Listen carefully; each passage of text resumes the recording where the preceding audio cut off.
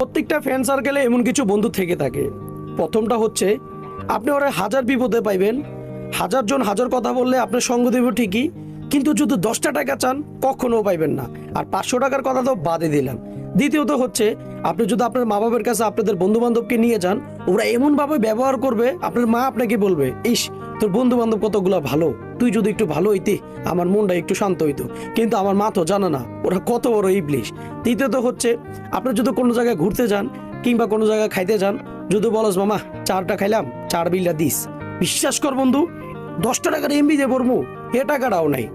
আরেকজন আছে আপনি ওরা হাজার জন হাজার কথা কইবেন তো সে হাসবো, আপনি যদি হাজার অপমান করেন তো হাসবো, মানে হাজার কথা বললে ওই আপনার কোনো কথায় গ্রাহ্য দিব না।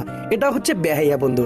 আরেকটা হচ্ছে মানে সবসময় আপনার থেকে ঠিকই খাইতে পারবো, যখন আপনাদের খাওয়াইতে আইবো যদি ভুলবশত আপনারা একবার খাওয়াইলায় মনে করেন সারা জীবনের লেগে আপনি শেষ, খোড়া দিতে দিতে আপনার জীবনটা তেনা করে লেগো।